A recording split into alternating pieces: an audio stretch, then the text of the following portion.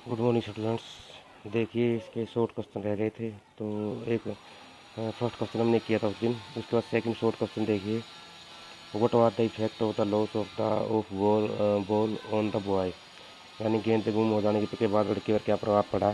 तो देखिए, the poet see the boy whose ball has fall into the harbour, कि जो कवि है लड़के को देखता है जिसकी बॉल बंदरगाह में गिर गई है, यानी जो पानी है बंदरगाह वहाँ पे गुम हुई उसकी ball. He describe the effect of the loss on the boy, वह लड़के पर बाल के गुम होने के बाद क्या असर होता है इसका वर्णन करता है। The poet is सेकन with grief, the boy is सेकन with grief, जो लड़का है वो दुख से बहुत ज़्यादा हिल गया है।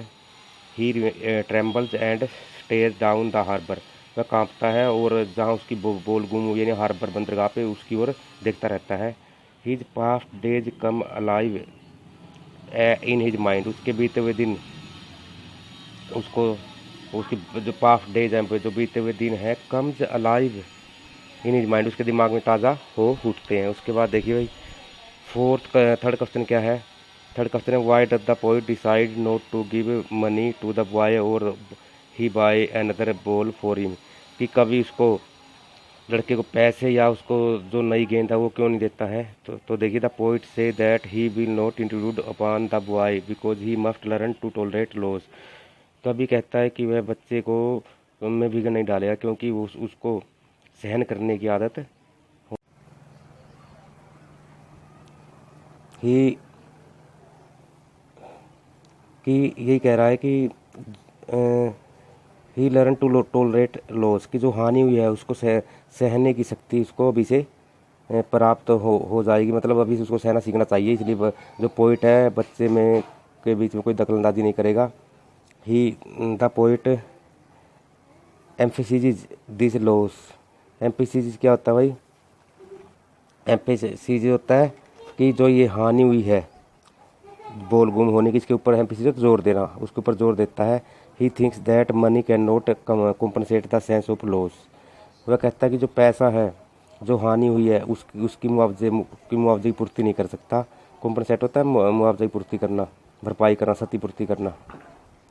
सो he doesn't give the boy money और buy another ball for him, इसलिए वो लड़के को पैसे या दूसरी बॉल खरीदने के लिए नहीं खरीद कर नहीं देता।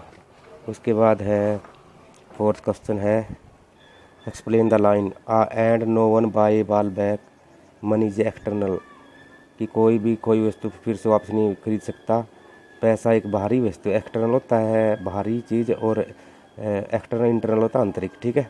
पैसा एक बाहरी चीज़ वो है। तो देखो भाई, कोई भी खोई हुई चीज़ क्या है कि ज़रूरी नहीं कि हमारी कोई भौतिक चीज़ यानी मटेरियल चीज़ थिंग्स है या कोई चीज़ें हैं वही गुम हो जाए हमारे पास। कई बार सुख दुख हमारे अपने भी गुम हो खो जाते हैं, मतलब उनकी डेथ हो जाती है, उसके बाद जो हमें सती सहनी पड़ती है। तो पोइट उसकी बात कर रहा है। तो देखिए, this line mean that no one can buy something that is lost for ever, कभी इस लाइन का मतलब ये है कि कोई भी वो चीज़ नहीं दोबारा खरीद सकता जो हमेशा के लिए एक बार खो गई है। No one can buy the boy that very ball which he has lost, और न ही कोई उस लड़के की बॉल जो गुम हो गई है। Money is an external things, जो पैसा है एक बाहरी चीज़ है। It is a medium of processing things, ये वस्तुओं को रखने का एक साधन माध्यम है। But even money can not compensate the sense of loss suffered by a person, यहाँ तक कि जो पैसा है जो व्यक्ति के द्वारा जो हानि सही जाती है या उसके, तो उसके पैसा भी उस मुआवजे की पूर्ति नहीं कर सकता।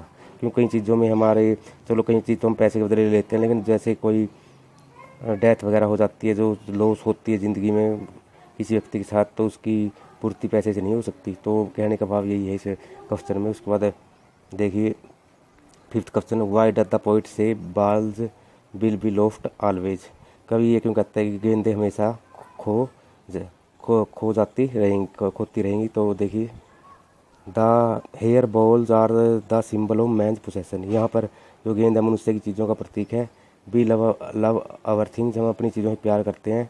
सम things are dearer to us than the others, कई चीज़ें हमें दूसरों की अपेक्षा बहुत ज़्यादा प्यारी होती हैं।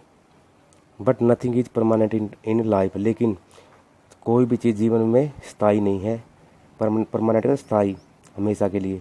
We may loss our dear things, हमें अपनी प्यारी चीज़ों को खोना पड़ता है।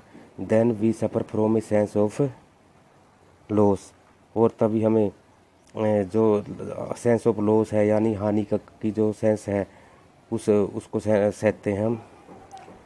This is experienced bye everyone in life, और ये जीवन में प्रत्येक व्यक्ति का अनुभव होता है, मतलब प्रत्येक व्यक्ति के जीवन में ऐसी घटनाएं घटती हैं। तो that is why the poet says, इसलिए कवि कहता है कि balls will be lost always, जो बॉल है वो हमेशा के लिए खो जाएगी। तो आपने शॉर्ट क्वेश्चन अच्छी तरह से राइट भी करने हैं और लर्न भी करने हैं। तो हमारी 5 पोइंट कंप्लीट हो गई हैं। तो देखते हैं, कल से हम सप्लीमेंट्री रीडर शुरू करेंगे।